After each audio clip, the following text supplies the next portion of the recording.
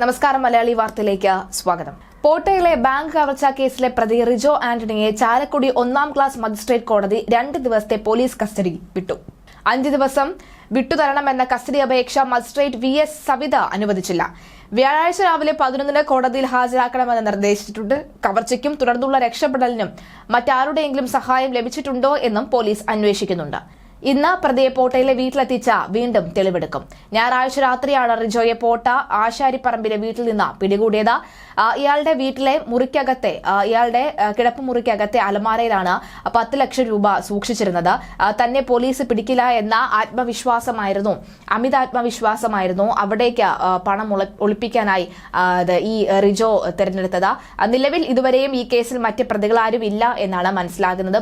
എല്ലാം റിജോയുടെ ഒറ്റ ബുദ്ധിയിൽ തോന്നിയ കാര്യങ്ങളായിരുന്നു എന്നാണ് മനസ്സിലാകുന്നത്. പക്ഷേ അങ്ങനെയല്ല, മറ്റാരുടെയെങ്കിലും സഹായം കൂടി കിട്ടുന്നു. ആരോടെങ്കിലും ഒരാളടുത്തെങ്കിലും ഇതിനെക്കുറിച്ച് ചർച്ച ചെയ്യാതെ റിജോയ്ക്ക് ഇങ്ങനെ ചെയ്യാൻ കഴിയുമോ എന്നടക്കമുള്ള ചോദ്യം ഉയരുകയാണ്. എന്തായാലും ഇന്ന് വീട്ടിലെത്തി പരിശോധന നടത്തും, തെളിവെടുപ്പ് നടത്തും. കഴിഞ്ഞ ദിവസവും വീട്ടിലേക്ക് വരുന്ന സാഹചര്യത്തിൽ നാട്ടുകാരൊക്കെ തന്നെ തടിച്ചുകൂടിയിരുന്നു. സ്വന്തം മക്കൾ ഇപ്പോഴും ആ വീട്ടിലാണ് താമസിക്കുന്നത്. അവരും വല്ലാതെ തളർന്ന ഒരു അവസ്ഥയിലാണ്.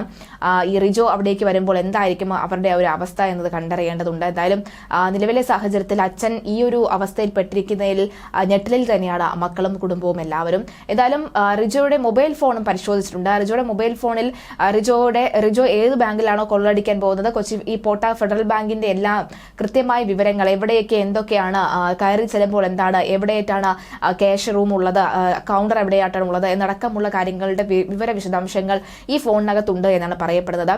എന്തായാലും ഫോണും പരിശോധിക്കും. അതിൽ നിന്ന് മനസ്സിലാക്കുന്നത് വെബ് സീരീസ് നിരന്തരം കണ്ടാണ് റിജോ ഇത്തരം ഒരു നീക്കത്തിലേക്ക് കാര്യങ്ങൾ ചെയ്തത് എന്നാണ് കൊണ്ടെത്തിച്ചത് എന്നടക്കമുള്ള കാര്യങ്ങളുമുണ്ട്.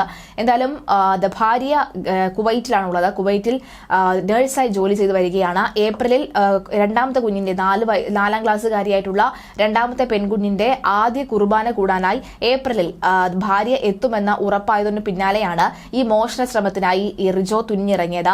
ഭാര്യയുടെ സ്വർണ്ണമടക്കമുള്ളവ വലിയ തുകയ്ക്കാണ് പണയം വെച്ചിരിക്കുന്നത്. ഭാര്യ അറിയാതെയാണ് ഇതൊക്കെ ചെയ്തത് എന്നാണ് വ്യക്തമാകുന്നത്. അതിനെ തുടർന്ന് ഭാര്യ എത്തുമ്പോൾ തന്നെ ഇതൊക്കെ തന്നെ തിരികെ എടുത്ത് നൽകേണ്ട ഒരു ആവശ്യകതയുണ്ട്. ആ സമ്മർദ്ദത്തിന് പുറത്താണ് ഇതെല്ലാം ചെയ്തു കൂട്ടിയതെന്നാണ് റിജോ പറയുന്നത്. ഒരുപക്ഷെ റിജോ ഇപ്പോൾ ഇത് ചെയ്ത ദിവസങ്ങൾക്കുള്ളിൽ തന്നെ പോലീസ് ഈ കള്ളനെ അല്ലെങ്കിൽ പ്രതിയെ പിടിക്കുമെന്ന് ഉറപ്പാണ്. പക്ഷേ അപ്പോഴും റിജോ ഒരുപക്ഷെ പിടിക്കാതെ പോലീസിനെ ഏതെങ്കിലും ഒരു വഴി കൂടി റിജോ രക്ഷപ്പെട്ടിരുന്നു എന്നുണ്ടെങ്കിൽ ഒരുപക്ഷെ റിജോ ഇനിയും പല ബാങ്ക് കൊള്ളയടിക്കും മുതിർന്നേനെ എന്ന കാര്യത്തിലും സംശയമില്ല. എന്തായാലും ആദ്യ ശ്രമം തന്നെ പരാജയമായിരിക്കുന്നു. ഈ ശ്രമത്തിൽ അതായത് ഇങ്ങനെ ഒരു നീക്കത്തോടു കൂടി സ്വന്തമായി കയ്യിലിരിപ്പ് മോശം കാരണം ദൂർത്തടിച്ച, സ്വന്തമായി അധ്വാനിക്കുന്ന പണം മുഴുവനായി ദൂർത്തടിച്ച അതിന് കടം വീട്ടാൻ ബാങ്ക് കൊള്ളയടിക്കാമെന്ന് ആരെങ്കിലും തമാശയ്ക്ക് പോലും ചിന്തിക്കണമെങ്കിൽ ഈ റിജോയുടെ അവസ്ഥയായിരിക്കും നിങ്ങൾക്കും വരാൻ പോകുന്നത്. പ്രധാനമായും നാട്ടിൽ ഉന്നതിയിൽ നിന്നിരുന്ന, സമൂഹത്തിൽ നിലയും വിലയും ഉണ്ട് എന്ന് സ്വയം വിശ്വസിച്ചിരുന്ന വ്യക്തി ഒറ്റ ദിവസം കൊണ്ട്, ഒറ്റ രാത്രി കൊണ്ട് എല്ലാം മറിഞ്ഞ് കൂപ്പുകൊത്തി നിലത്ത് കിടക്കുന്ന ഒരു അവസ്ഥയാണ്. ആ വ്യക്തിയെ മാറ്റി നിർത്തി കഴിഞ്ഞാൽ ആ കുടുംബത്തിന്റെ ഒരു അവസ്ഥയെക്കുറിച്ചാണ് പറയാനുള്ളത്.